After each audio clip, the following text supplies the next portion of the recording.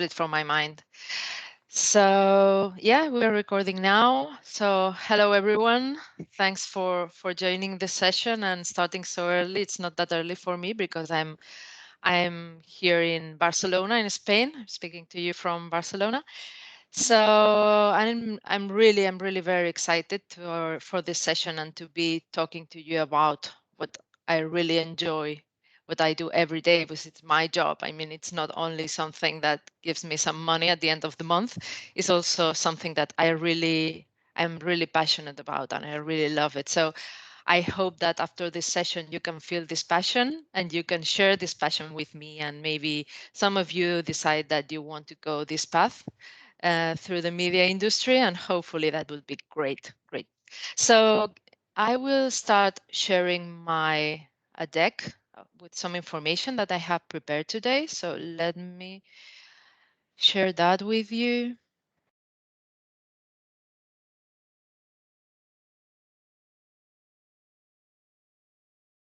So let me know when you can see my screen. Yeah, we can see it, Sylvia. Okay, good.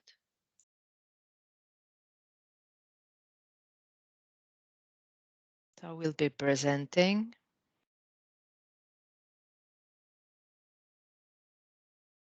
Perfect. Yeah.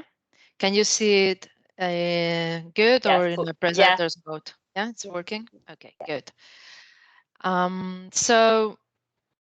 So I have titled this session today, I called it the Netflix and the Streaming Revolution.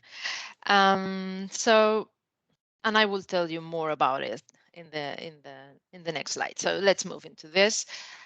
This is the agenda of the content that we will be talking about. So I will start introducing myself. I will tell you a little more about Red Bee. We will have a view into the media landscape and how it has changed in the last years. And then we will focus into the Netflix use case, which is what we wanted to focus on.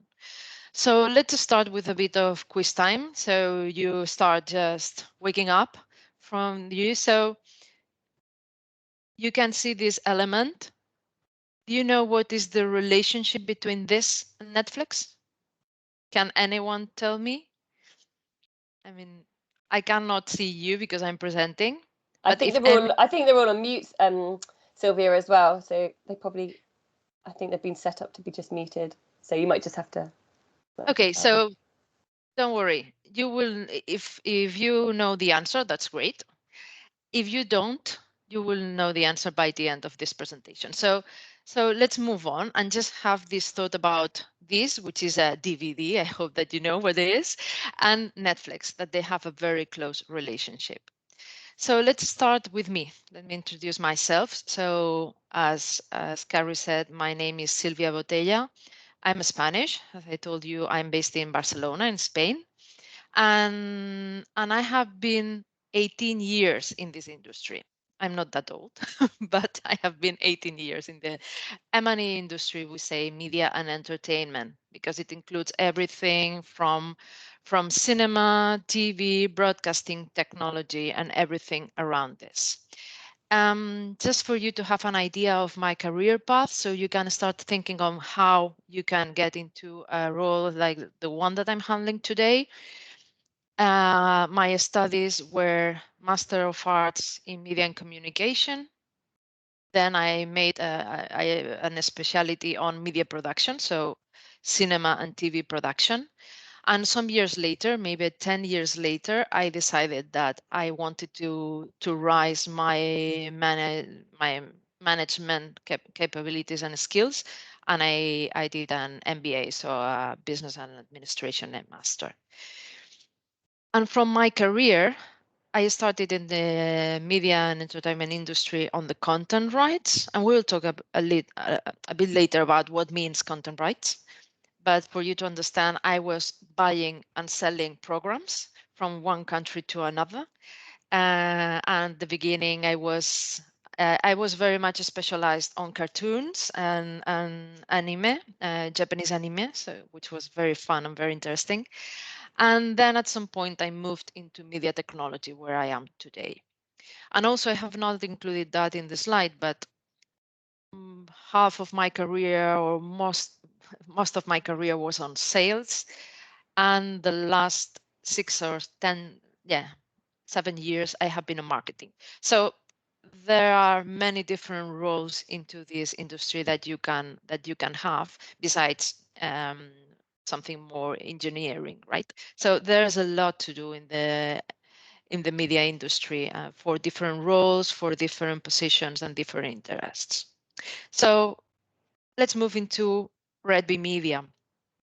I guess that, well, today, if you watch TV when you go home and you watch any program in the BBC, ITV, Channel 4, UK TV, just have a look at the end of the program, who has been captioning this program.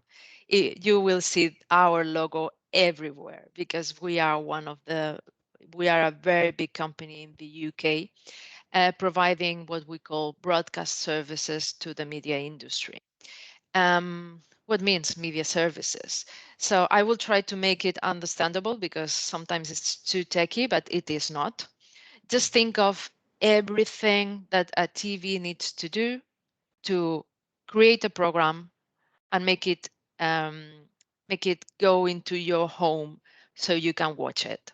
There are lots of different things that they need to do, from producing this program to archiving this program as a file, modifying it so it can go into a streaming platform, or it can arrive into your TV at home, your telly, or they need to caption it. So if you're deaf or hard of hearing, so you can watch the program, you need to have information in your EPG so you know what's next at TV. um, all this kind of work, all these kind of services are the ones that we are providing at Redbee to different companies in the media industry, from TVs to broadcasters, telcos, streaming services. But and not only that, we're working a lot with the sports companies, for example. Um, I guess that lately you have seen lots of streaming services to watch tennis, to watch racing, to watch boxing. All these services need some media services to support them and to bring all their content to the audience. And this is what we do in Redbee. I have an animation where you can see a bit of different customer services we do, but sometimes it's a problem in Teams. So because you will have this deck afterwards, you can click there and you can play the animation and watch a bit more of what we do. And also about Redbee, these are some of the customers that we are working with, big brands, as you can see. You can see the BBC, you can see ITV, Channel 5, RTE, but not only from the UK. We are working with in Spain with Atris Media or Mediaset in Spain, Canal Plus in France.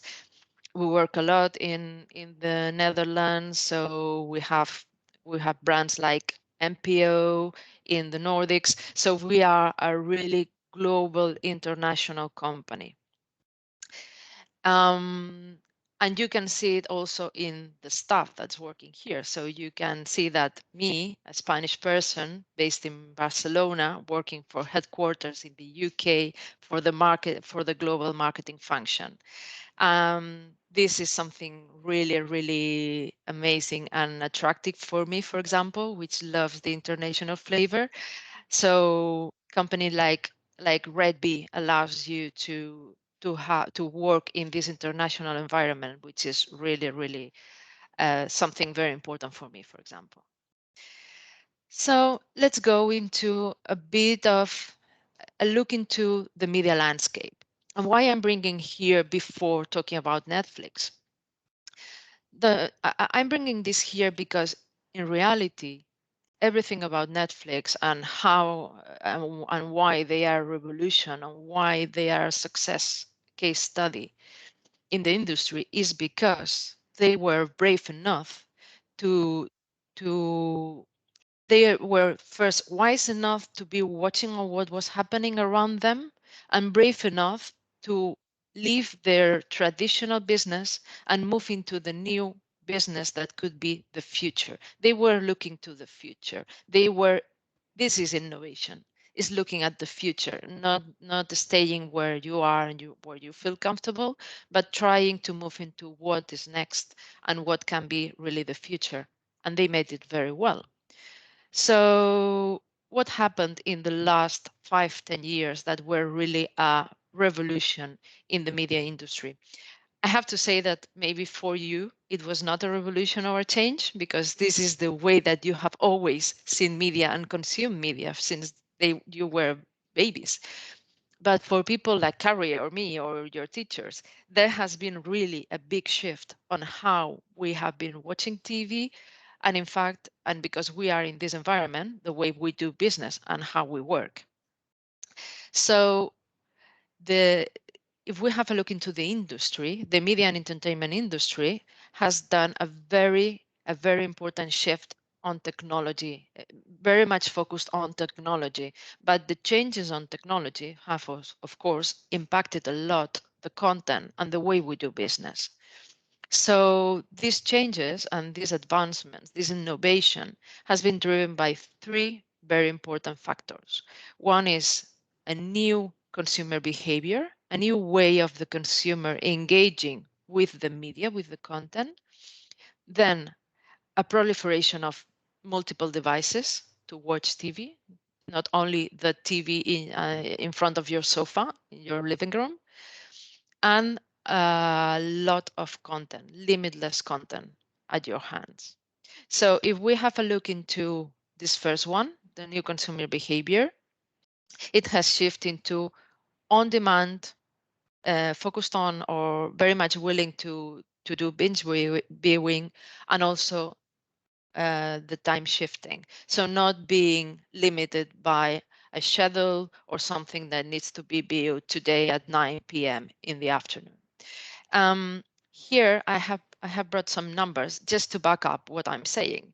And what you can see here is a research where we were comparing three generations. So the baby boomers, so my generation, the generation X, and generation Z, your generation. In white is my generation, in black your generation. If you can see, the difference on the way we are consuming media is very big, and it has been a big shift. So for example, first line, which is about if you prefer to watch TV in broadcast TV, so linear TV like the BBC or Channel 4, it's mostly my generation that's still watching TV this way, not yours. You are not watching TV this way, but you prefer streaming and you prefer binge watching, having this capability. And this has impacted a lot.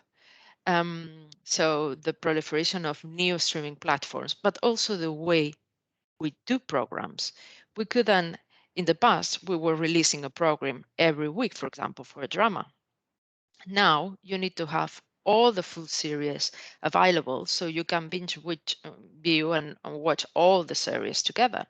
And this is a shift. You need to think differently. You need to think about everything is changing from a business perspective, from money perspective. So the second point about device proliferation, I don't have to tell you. People is watching more and more content on mobile devices, mainly reaching the younger audiences, so you, and people is watching a lot of TV on the go. I really like the concept of TV because the concept of TV has changed. So TV is no more the BBC program every day that lasts 1 hour. TV is your TikTok videos, is your the YouTube short clips that you watch on commuting when you go to school. All this is TV. And this is very important to understand that, because then everything changes. And as you can see again with this comparison between the three generations, our generation is not still watching on smartphones or tablets, but your generation is mainly watching in mobile devices. And the third point is limitless content. Now we have lots of content around, and what is more important, it's not driven by the big brands. It's not driven by the big linear channel. So a very, very high quality drama is not only produced by the BBC or Channel 4 or ITV, it's now maybe produced by Netflix. And it's the most successful one we have. And you can see here, for example, the investment of different streaming services. And for example, Disney is investing a lot on new content, but also Comcast or Netflix is the third one in the line, higher than MGM, for example, Metro Golden Mayer. So it means like that the the traditional content creators brand are not now the ones investing more on content. These new streaming platforms are really on top of that. So in all this situation, we have the Netflix revolution. And you will see why this was it has been a revolution for them as a company, but also for the media landscape, how they have impacted. And before we talk about Netflix, I wanted you to have just an overview of what is the rationale on rights management. And I was telling you that I started in this industry managing rights, content rights. Managing content rights is the way that you make money from a media program. So you produce a program. Let's think of a very expensive film, American film, and you need to get a return of this investment. You need to make money on this. And how you do it? It's not something that you sell physically. What you sell are the right to broadcast, the right to um, to, to use this program in your service. So this is the traditional way of how it was working of rights management. We were talking about windows. So there were like exclusive windows where you could sell these rights in for different customers. And at the end of that, you had a return and you made money from your program. This is how it works. So in a traditional way, you were launching your program, your film normally in cinema theaters, and they could only be shown in a cinema theater during 3 months. And then you started the different windows. So the first window was pay-per-view and TV on demand, home video, so DVD, physical video, and something that is called ancillary rights, which is what you watch when you take a plane or in the train or any, this kind of stuff. After 4 months, you could move into the pay TV services and VOD services, which is Netflix, Disney Plus, this kind of stuff. And after 12 months, you could watch this film in UK TV, Channel 4, in a linear TV. As you can imagine, and you will be making lots of questions to yourself. Yeah, but what happens with, for example, all these films that Disney is launching at the same time in the cinema and their Disney Plus platform? Well, what has happened is that with all this revolution that we will talk about, all this has just exploded. Now it's not a reality. And only some companies are trying to keep this structure because this is the way that they know to make business. They have never experienced another way of making business.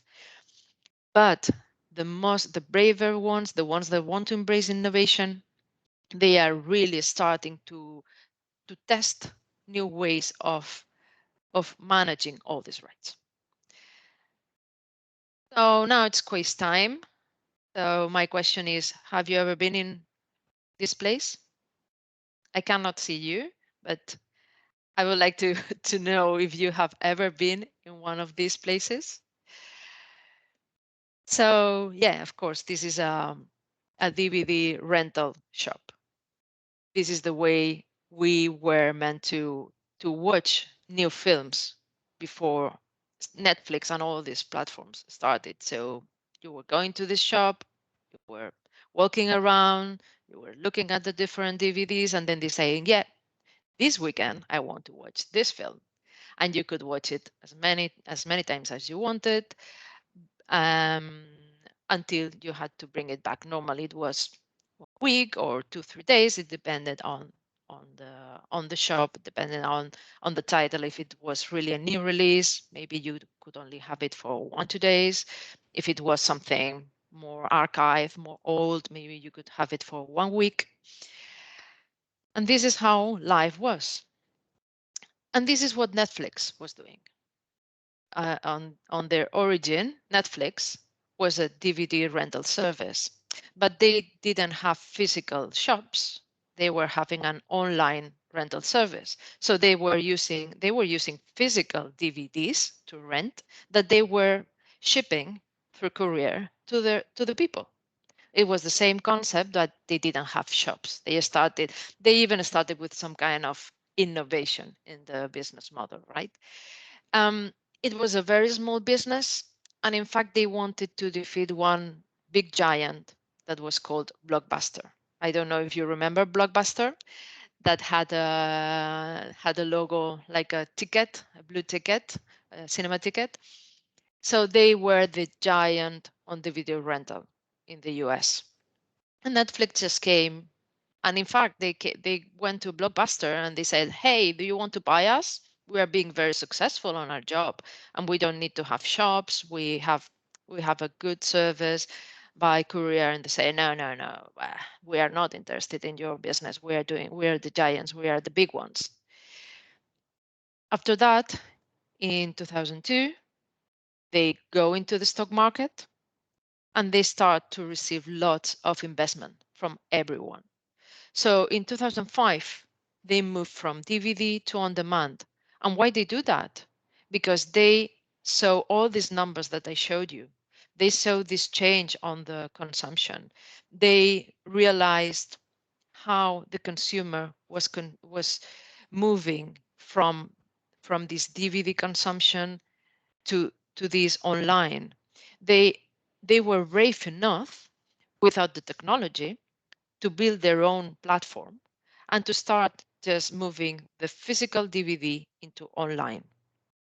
No one thought that it would work, but the reality is that less in 15 years, they have 210 millions of subscribers in the world. And you can see here how they have grown, how fast they have done that. And this has been a business decision. And Blockbuster had to close.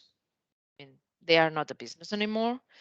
And all the others, they were not just a revolution for themselves, they were a revolution for the industry. Because after Netflix, lots of different streaming platforms started to grow and started to rise and to flow as an offer for the consumers. And what's the point? So what are the key success factors of Netflix, of the service? First of all, the quality and the diversity of the content they're offering. They are not only offering, they are they can offer different content for different segments and different interests. They are very diverse, and this was something very different from what the consumer was finding in other platforms, not only streaming platforms, but also IPTV platforms. It was not, they were very much focused on blockbusters, on big US releases, but they were good on identifying different type of customers and feeding them with different content. And another key success factor was their originals. And this is very important from a branding perspective, because now you want to be in Netflix because you can only watch their programs in their platform.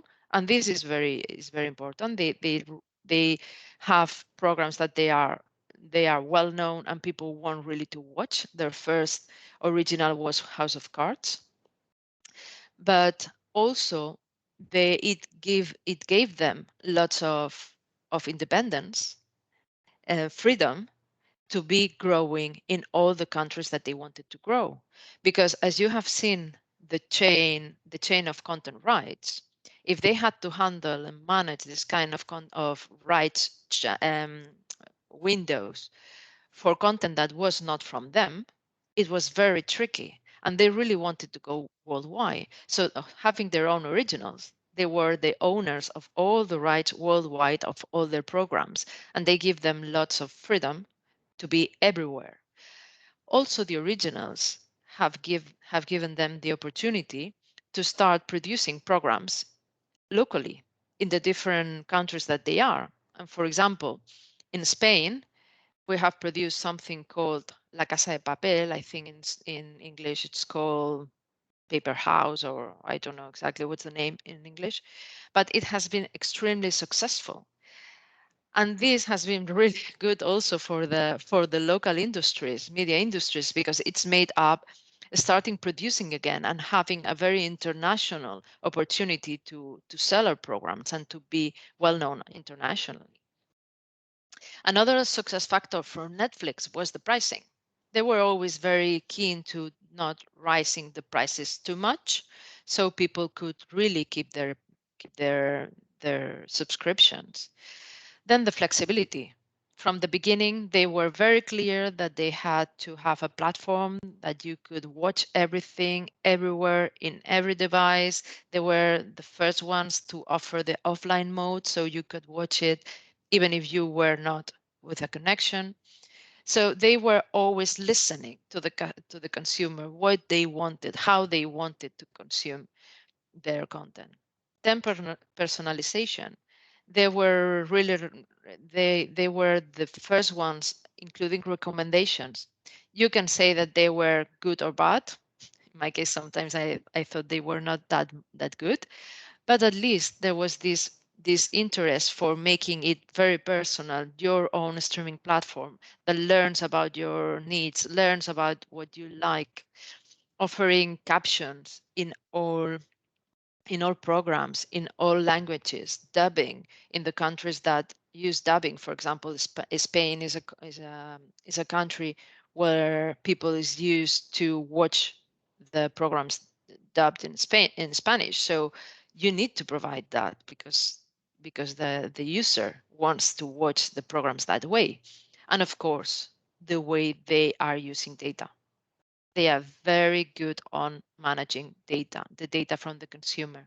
They analyze every engagement you do with the platform, how much time you're consuming for a program, at what point you are leaving the program, if you are watching it completely or you stop 5 minutes from the beginning, what programs you are watching at what time and where in what device. They are very, very good on managing metadata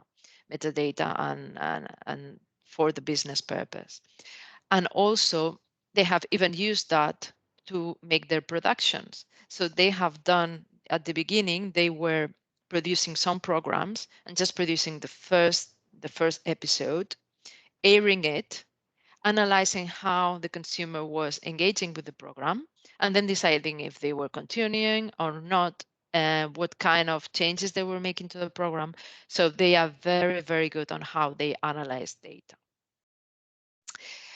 And this has been the big revolution for Netflix. And as I said in the beginning, it was not only a revolution for them as a company, it was a revolution for the full industry. Because after that, if you think of the different services that you are watching today, that maybe you are using Disney Plus or you are watching HBO Max or many other services, you can see that all of them are making the same offer. They are based on all this. But Netflix was opening doors in many, many cases, and that's why they were so important, and they made a big difference in the industry. And this is it from my side, from a presentation perspective. I'm happy to answer any questions about what I have presented, or if you want to ask me about my career or anything, I'm really happy to answer all this. Amazing. Thank you so much, Sylvia. Just fascinating, the journey that we've come on in a short period of time, but probably all of these guys here might not have seen all of that, so it's great to reflect on it and to see the changes. Does anybody have any questions for Sylvia? Does anybody want to know a bit more about Red Bee? I mean, Red Bee, I was going to ask you, a huge international company, as you were saying, Sylvia. How many people work within Red Bee now? 2,500 people around the world. Yeah. Yeah. And how do young people tend to get into your company? Do they have to kind of study a particular area, or what's the kind of the process to get a kind of a job at Red Bee once young people kind of move into the industry? In reality, there are many paths. Most of them now, for example, many young people are coming from the coding side, for example, from coding. We are growing a lot on the OTT and streaming environment, and you can understand why. And here, of course, this is a skill that the older staff don't have. So we are having lots of very young people on this. But also in operations. I mean, from technical operations in play out, in media management, also, for example, in many people in the captioning side. We have lots of very young people captioning for the deaf and for all the work that we do with languages. And also, which is a project that I'm very happy with, we are now having a project to recruit graduates for some role positions for headquarters. So for example, now I'm doing some interviews for graduates to join the marketing function, which is great because you really want to, you feel then the different ways of looking at the business, looking at reality, looking at everything. So yeah, I'm really happy with this initiative, and I know that we will be doing in many different places in the company. But I would say to get into Red Bee from a more engineering perspective, more for the operation side, on the code, more on the coding for the streaming side, and then everything from finance to marketing. We need people from In all all areas. Yeah. And I think also what's exciting about your company is just the amount of brands that you work with. Like on that slide that you listed where you had BBC, ITV, ABC in Australia, you know, you just the global companies that you work with. And I just that the potential there to kind of work some exciting brands is huge. So amazing. Thank you. Does anybody have any questions for Sylvia? I think you probably, I don't know whether you're all still on mute, so no. No. Okay. All right. Well, Sylvia, thank you so much for your time this morning. We really appreciate it, and I'm sure everybody else does as well.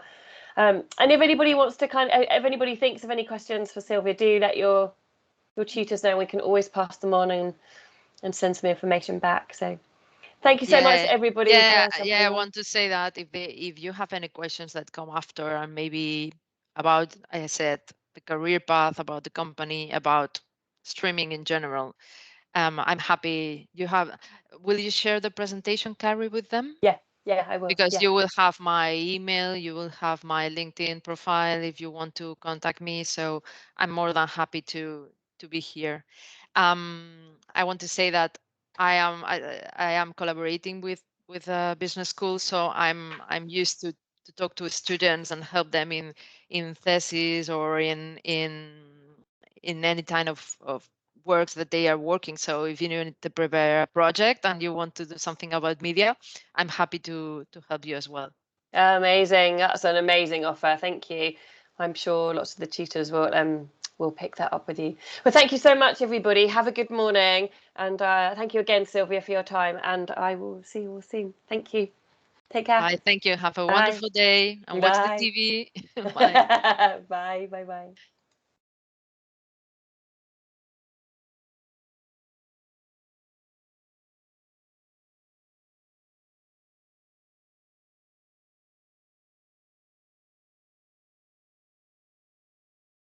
Yeah, hi there. Sorry, I was just at the other end of the classroom.